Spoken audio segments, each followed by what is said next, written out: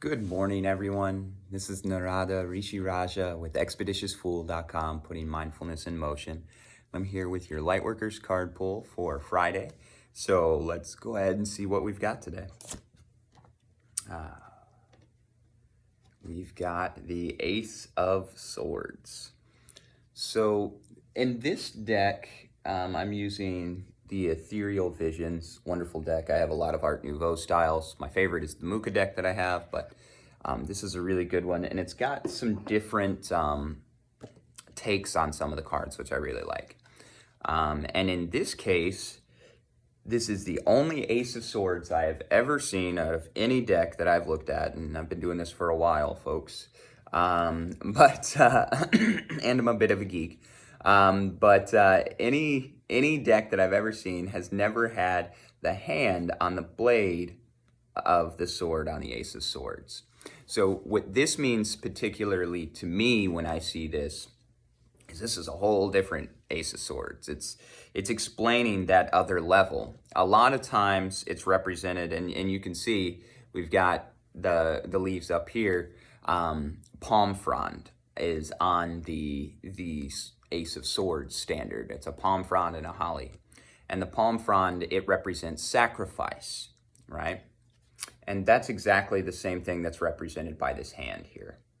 So victory, new beginning, all of these things, this is what this card symbolizes. But at a sacrifice. Now that doesn't mean that you have to sacrifice something big in your life. That's not what it's saying. It doesn't mean that, you have to cut out something big, although it can.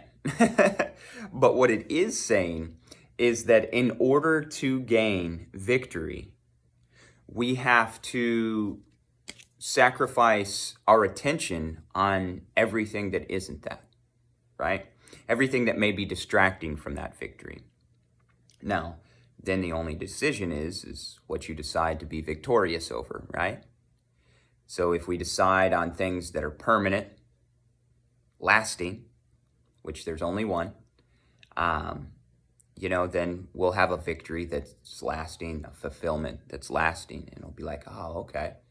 Whereas if we choose, things that are temporarily go away in order to gain victory over, we can do that as well. We will have to sacrifice our time, our energy, our focus, which what that means is when we place it all in one thing, it's not focused on anything else, right? So that's how we achieve something. But we do have to sacrifice that for whatever the things we may miss.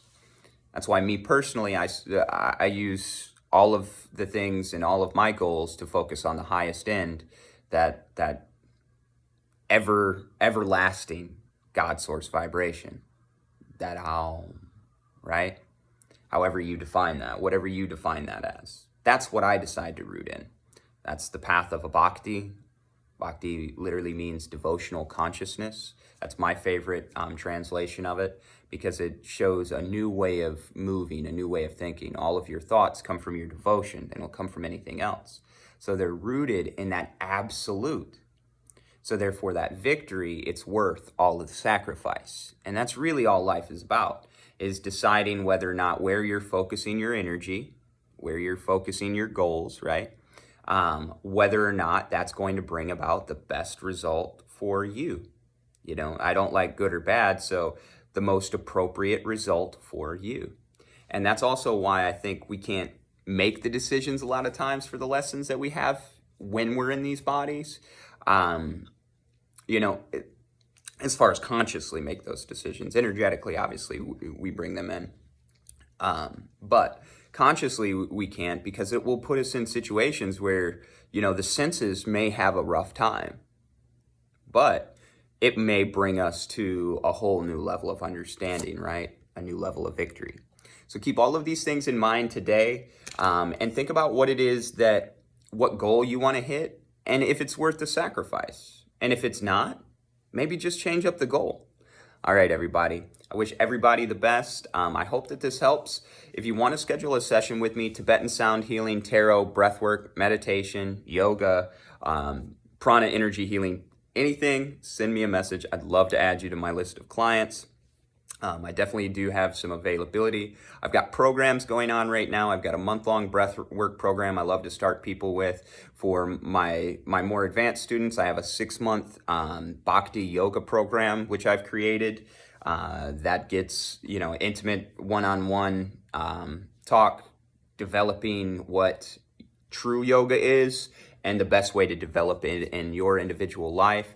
As well as I've also just included in my services a japa workshop.